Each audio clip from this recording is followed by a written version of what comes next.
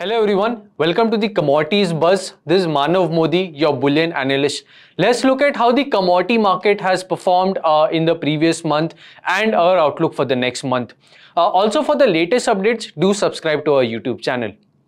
Talking about the precious metals, we've seen gold and silver posting solid gains in the previous month. अगर हम YTD के हिसाब से भी बात करें तो ऑलमोस्ट 6% का गेन हमने दोनों ही मेटल्स में आते हुए देखा है और ये मूव है despite a gain in dollar index and US yields.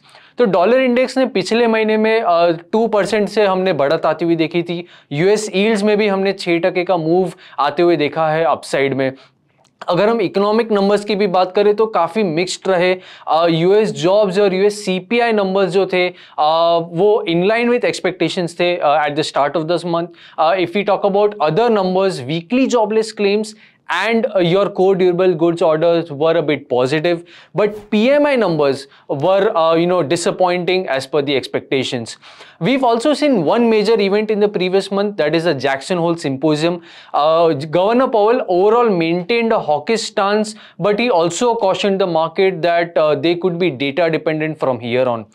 Fed officials in their comments have mentioned that the US central bank will continue to take efforts in bringing the inflation to the target of 2%.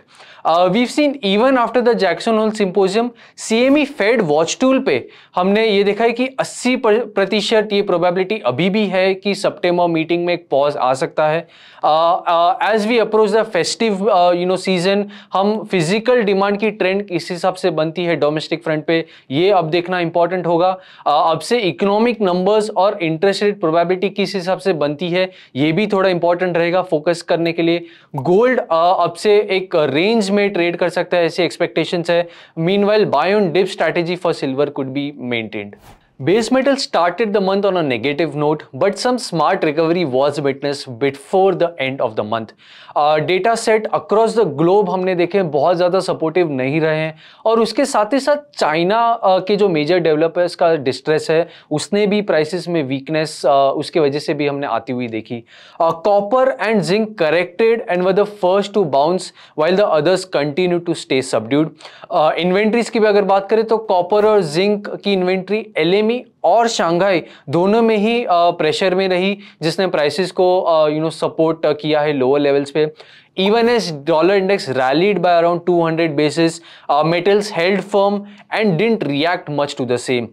हमने छोटे triggers आते हुए देखे China की तरफ से, stimulus measures की बात हुई है जिसने थोड़ा बहुत बिल्ड किया है केस नीचे के लेवल्स पे मेटल्स के लिए।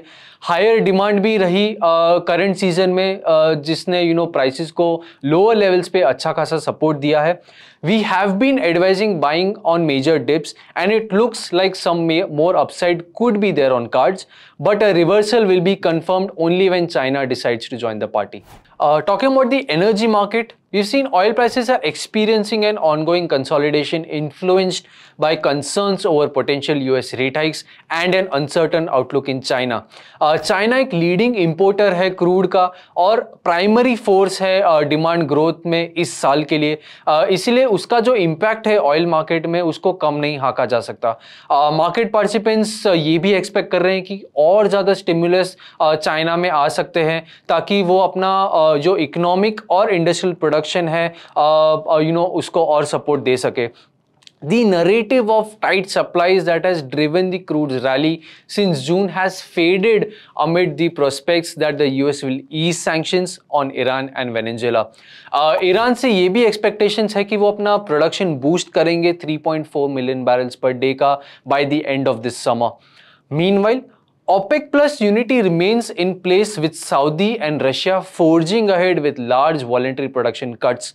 सऊदी अरेबिया का जो रोल है सप्लाई साइड में वो बहुत ही ज़्यादा क्रूशियल है, स्पेशली उनका जो 1 million barrels per day का वॉलंटरी कट है उसके regarding.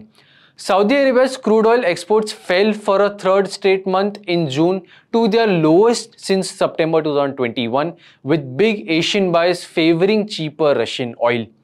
Prices are now expected to stay volatile with OPEC plus cuts pushing the prices higher. Investment in securities market are subject to market risks. Read all the related documents carefully before investing.